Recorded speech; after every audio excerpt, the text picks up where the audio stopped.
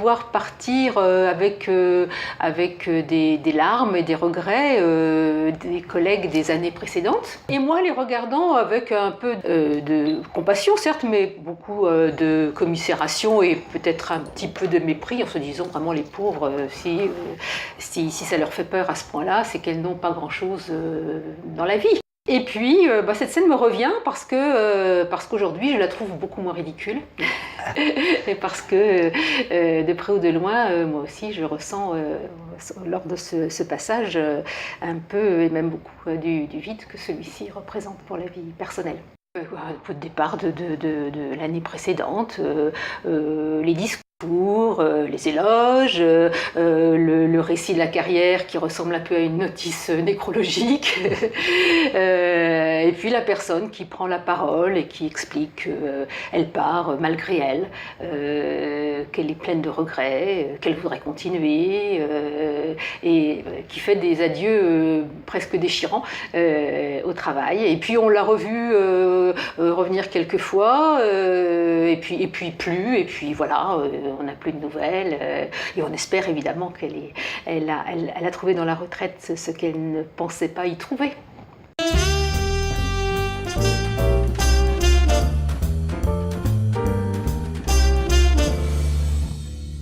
Bienvenue dans ce nouvel épisode de Vive la retraite, le podcast consacré à la transition retraite.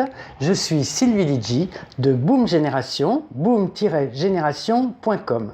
Avec nous aujourd'hui, Eliane, qui est à la retraite depuis 2 mois. Bonjour Eliane. Bonjour. Vous étiez professeure. Professeur. Et vous enseignez?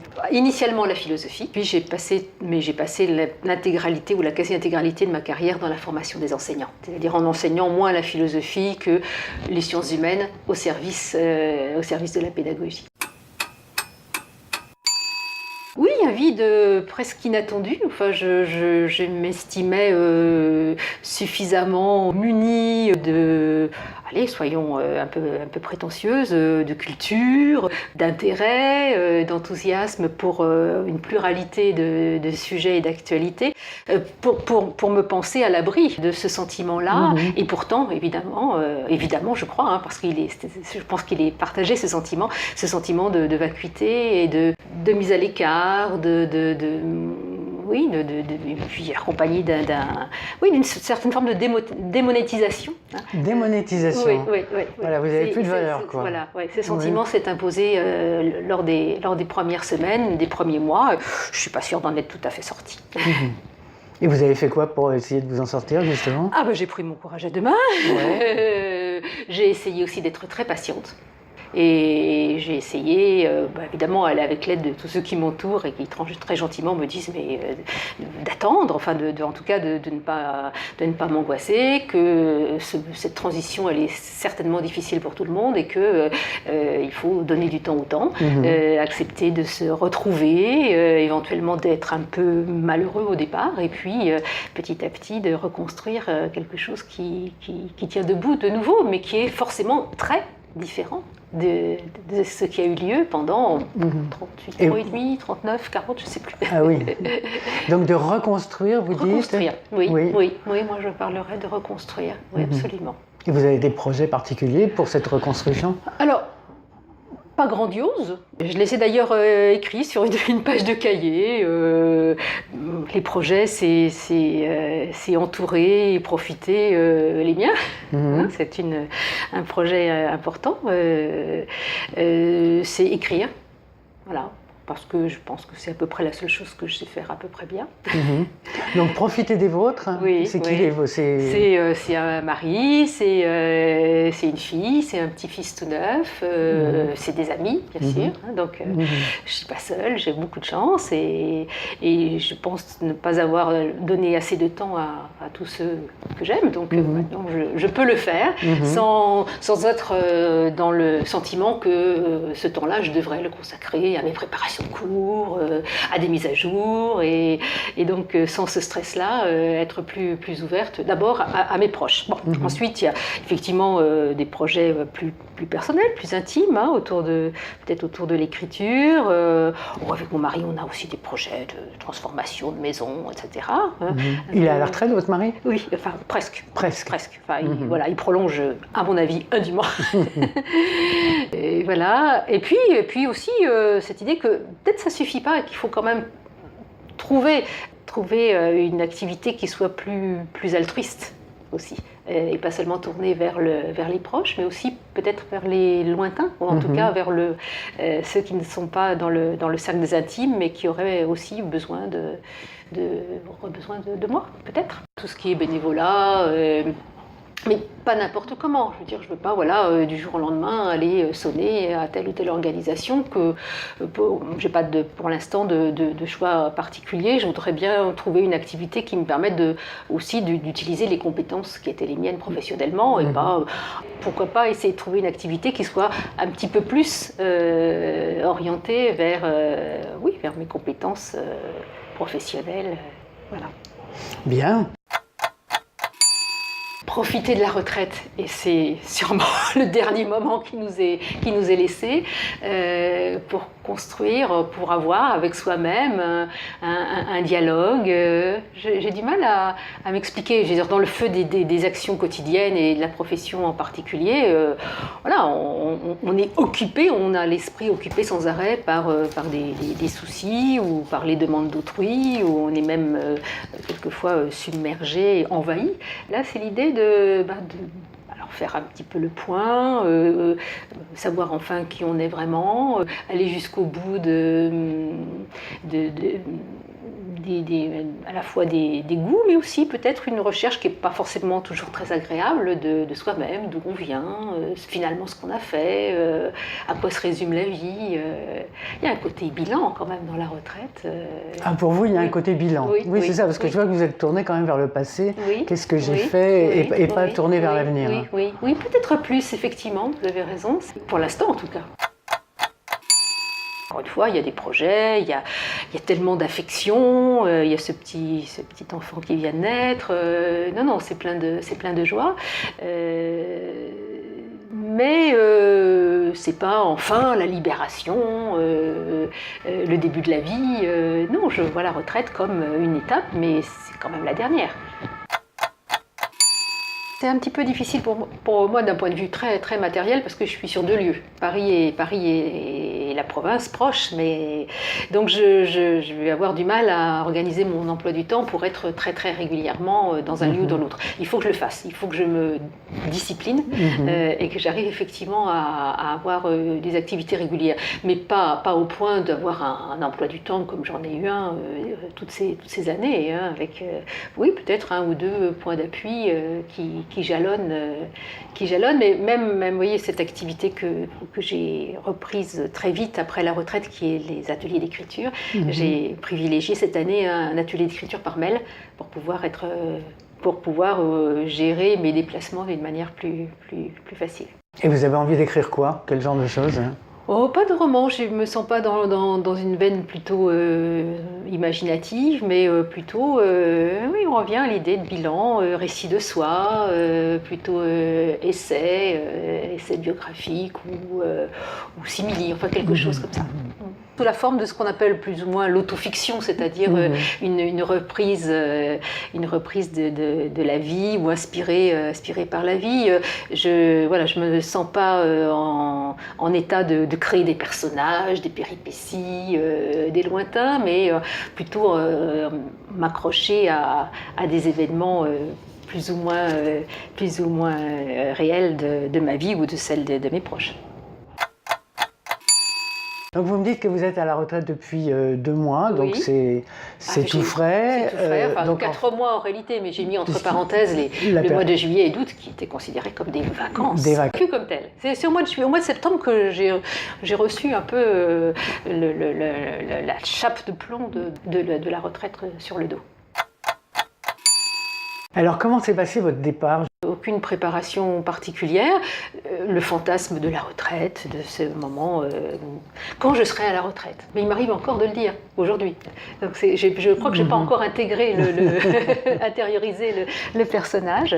Donc c'est cette idée d'une retraite qui devrait apporter toutes sortes de satisfactions, mais d'un point de vue complètement global. Enfin voilà, c'est un peu une image d'Épinal voilà, que je transportais. Aucune préparation pour des raisons aussi un peu personnelles, c'est que ma vie a été très très chahutée ces 10 dernières années. Divorce, déménagement, changement, tous azimuts. Ce qui fait que je n'ai pas eu beaucoup de temps à consacrer à ce genre de projet. Puis j'ai travaillé à plein temps jusqu'au dernier moment. Donc c'est un métier que j'ai fait avec beaucoup de plaisir, mais beaucoup de stress. Hein. Donc je travaillais beaucoup autour des cours. Donc pas vraiment le temps de préparer. Donc voilà, j'avais pris ma décision par rapport à mon âge, par rapport aux événements familiaux. C'était le bon moment, je crois, donc je l'ai fait tranquillement. J'avais annoncé largement à l'avance. Mon établissement n'a pas été surpris. Mon remplaçant a été nommé en temps et en heure. Voilà. Puis il y a eu les petites cérémonies de fin d'année habituelles, comme celle que je vous ai racontée tout à l'heure, que j'ai vécue cette fois-ci en tant qu'acteur principal et qui m'ont ému plus que je ne le pensais, avec des propos, certains évidemment convenus, mais d'autres plus sensibles et qui m'ont renvoyé à une image de moi évidemment que je ne réalisais pas tout à fait dans le quotidien, des mots plus doux que je l'aurais imaginé, des personnes presque indifférentes ou que je ne pensais pas si intéressées, qui m'ont dit des choses bouleversantes. Voilà, c'est un moment important. Oui. Après, ce que j'ai ressenti, c'est que c'était terminé et que je ne remettrais plus les pieds là où j'ai travaillé. Je le ferai peut-être à l'occasion d'une invitation, mais j'ai eu très vite le sentiment qu'une fois enlevé le nom sur le casier, c'était terminé et que j'étais une étrangère dans les lieux où j'avais erré pendant des années. Un sentiment d'illégitimité. Enfin, voilà, c'est terminé, tu n'en es plus. Il vous arrive de rencontrer les personnes que vous aviez l'habitude de côtoyer? Alors j'ai eu du mal. Alors il se trouve que là, justement, je suis presque à la veille de les inviter chez moi, de faire une petite fête, mais j'ai eu beaucoup de mal à les recontacter. Vous avez eu du mal? J'ai laissé passer. Qu'est-ce qui s'est passé? Parce que j'avais le sentiment que d'abord ils étaient au travail. Ils étaient certainement submergés de soucis, comme c'est le cas quand on travaille aujourd'hui, je crois. On peut difficilement travailler d'une manière très très sereine. Et donc j'avais peur d'être intrusive, de leur montrer une image d'ailleurs qui n'était pas forcément celle qu'ils attendaient, d'une personne enfin délivrée et heureuse, alors qu'eux trimaient sous le joug. Donc j'ai eu beaucoup de mal, j'ai laissé passer quasiment 2 mois avant d'oser envoyer un mail ou appeler des collègues pourtant très très chers, très proches de l'amitié, voire amis, parce que je me sentais une intruse, j'avais plus le droit, je faisais plus partie du groupe. Parce qu'en réalité vous n'aviez pas envie de quitter votre travail, quoi. Si pourtant, pour des raisons de fatigue physique, tout simplement. Je me vois encore, j'ai des problèmes de genoux, tout simplement. Je me vois me lever après le cours, m'appuyer sur la table pour sortir de la salle de cours. Fatigue. Et puis, le temps qui passe, les étudiants qui sont de plus en plus jeunes, en tout cas relativement de plus en plus jeunes, peut-être pas de réelles difficultés, ils étaient charmants, mais un décalage, et puis le regard porté sur soi, par des tout jeunes qui vous voient comme de plus en plus âgés. Non, il était temps, je crois. J'étais contente de pas me lever à 6h du matin pour prendre la route,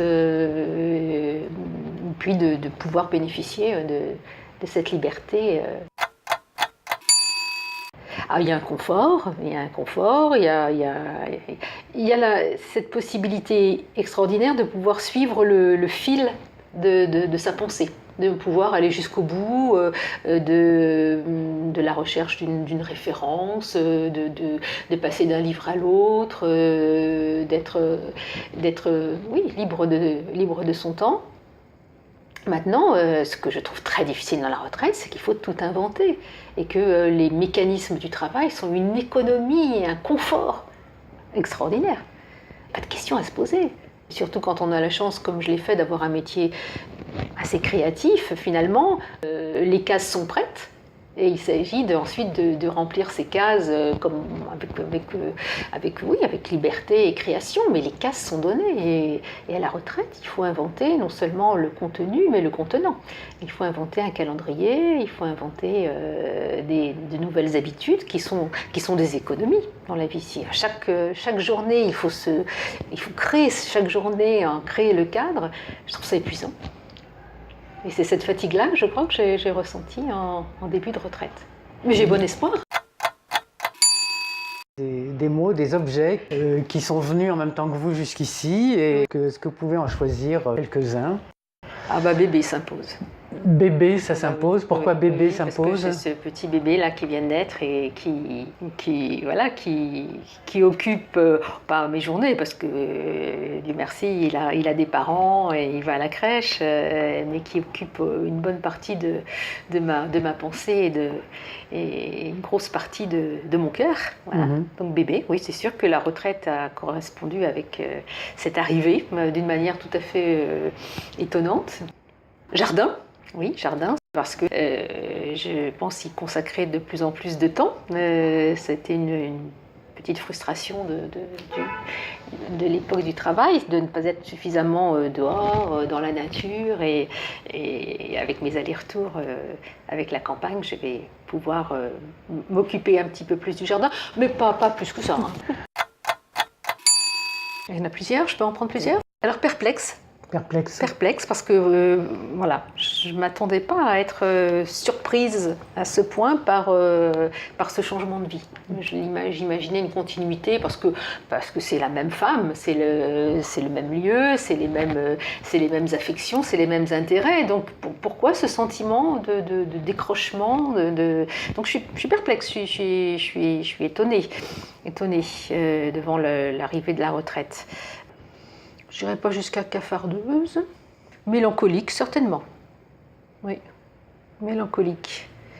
Oui, pour les mêmes raisons? Oui. Soulagée jusqu'à un certain point, oui. Oui, parce que oui, voilà, c'est ça. C'est se coucher le soir sans trop s'inquiéter du lendemain, c'est ne plus avoir une boule à l'estomac le dimanche soir. Oh, je pense qu'on est nombreux à avoir eu ce syndrome, même si on était très heureux d'aller au travail, il reste que c'est quand même une énergie qu'il faut accepter de mobiliser. Voilà, pour l'instant, c'est je trouve un petit peu négatif ce que je vous propose, mais encore une fois, je suis persuadée, je l'espère en tout cas, que d'ici quelques semaines ou quelques mois, je choisirai plutôt joyeux, insouciant, rayonnant. Mais pour l'instant, voilà, on va en rester à perplexe, mélancolique. Apathique, je n'irai pas jusque-là, mais c'est vrai qu'il y a des moments où je me suis sentie un peu déboussolée et perdant cette belle énergie que j'ai pu consacrer pendant tant de temps à autre chose qu'à moi-même. Alors on dit parfois, on entend dire, les retraités ont le temps, ils n'ont rien à faire. Hein. C'est ce que vous pensez? Alors, à faire, ça veut dire qu'effectivement, il n'y a pas de gendarme qui va venir les sortir du lit ou les accuser d'abandon de poste s'ils ne viennent pas. Mais ils ont à faire. Non, moi je dirais pas que les retraités n'ont rien à faire. Ils sont En tout cas, moi, je me sens confrontée à des urgences, à des besoins qui sont effectivement moins commandés par l'institution, des institutions, des obligations sociales, mais qui sont commandés par une urgence intime de vie, Par exemple, de réalisation de soi. L'urgence, c'est que, au fond, il ne reste pas beaucoup de temps pour faire ce qu'on a envie de faire et l'obligation, cette fois-ci, elle n'est plus extérieure. C'est pas de gagner sa vie, c'est pas de répondre à des obligations professionnelles, mais l'urgence, c'est de se répondre à soi-même. Oh bah, vous allez me dire que je tourne en rond avec mes histoires d'écriture, mais oui, c'est ça. Il y a urgence parce que le temps est compté et que si on fait les choses qu'on ne fait pas maintenant, là maintenant c'est sûr, on ne les fera jamais. Je veux dire, il y avait ce qu'il faut faire avant 20 ans, ce qu'il faut faire avant de se marier, ce qu'il faut faire avant d'avoir des enfants. Il y a toujours des étapes, c'est la dernière. Donc les retraités, ils ont à faire leur vie, ils ont à la conclure, ils ont à la... Si, il y a à faire. J'ai entendu dire aussi qu'on se laisse facilement envahir par une foule de petites choses pas très intéressantes. Oui, alors ça je suis d'accord, oui. Et c'est ce qui me fait le plus peur. C'est se lever, se coucher le soir en disant j'ai fait le lit, les courses, le repas, la vaisselle, arracher 3 herbes folles, regarder 1 heure la télé, et voilà, c'est l'heure de se coucher, une journée en moins, et voilà. Oui, ça fait peur. Et j'y pense très très souvent pour essayer justement de minimiser cette tentation, peut-être un peu féminine, hein, d'un repli vers des tâches quotidiennes qui peuvent être dévoratrices, alors qu'on leur a consacré relativement peu de temps finalement pendant l'exercice professionnel, puisqu'on ne pouvait pas le faire. On ne faisait pas. Alors cela dit, il peut y avoir aussi un plaisir, ça j'en suis persuadée, à faire justement les choses bien, à passer plus de temps à faire la cuisine et la faire bien, et plutôt que d'avaler un sandwich comme on l'a fait toute sa vie. Il vous arrive de vous ennuyer des fois ? Non, m'ennuyer non. Non, ça ne s'appelle pas de l'ennui, ça peut être une forme d'angoisse de ne pas savoir quoi privilégier, d'être tiraillé entre j'ai une après-midi, je reste à la maison, j'écris, non, il faut que j'appelle des amis, oh, non, je vais sortir, il y a une expo qui va se terminer, enfin, une espèce plutôt d'angoisse paralysante devant la pluralité des propositions qui s'offrent à moi. Qu'est-ce qui est le plus difficile pour vous aujourd'hui ? Choisir, hiérarchiser mes envies et redonner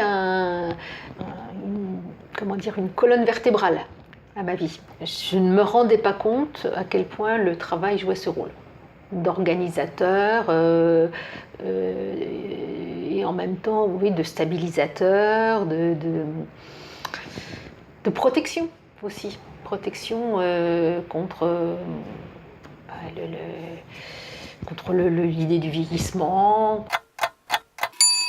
Trop en comparaison avec la partie précédente de ma vie. Je pense qu'en m'installant dans la retraite, si j'en ai le loisir, ce que j'espère évidemment, je la verrai beaucoup plus comme un moment autonome, hein, et non pas comme finalement le décalque où je ne la verrai pas en comparaison, encore une fois, avec la vie professionnelle.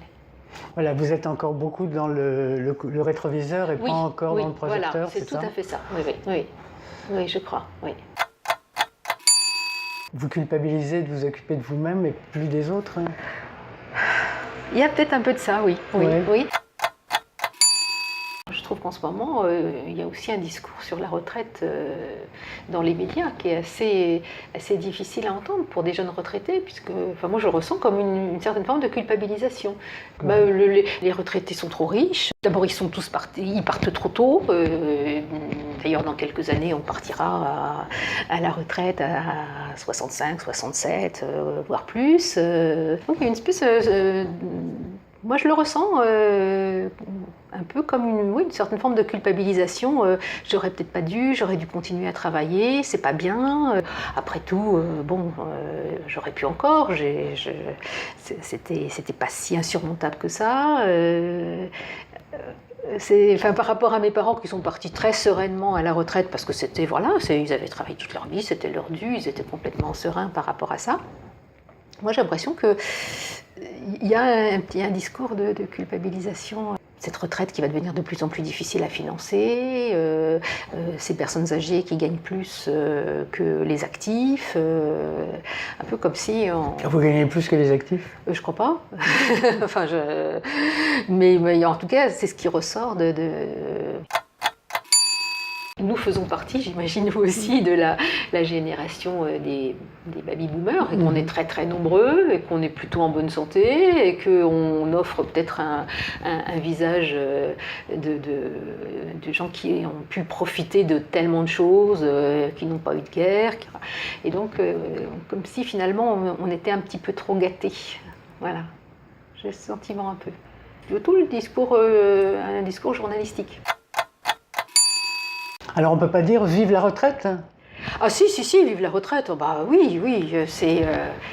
Finalement, est-ce que c'est pas quelque chose qu'on attend, c'est quelque chose qu'on attend toute sa vie, mais peut-être que justement cette attente, elle est tellement forte que quand ça arrive, c'est énorme. C'est comme un petit enfant qui attend Noël. Je veux dire, on ne peut être que déçu. Si on n'apporte pas soi-même ses cadeaux. Voilà, c'est un petit peu ça cette idée. Moi, il y avait ce côté boule magique de la retraite, et quand on y arrive, on s'aperçoit qu'on a à la retraite ce qu'on y met, et que c'est pas, ça vous tombe pas dessus comme un miracle, qu'il va falloir l'empoigner. Merci beaucoup. Merci à vous.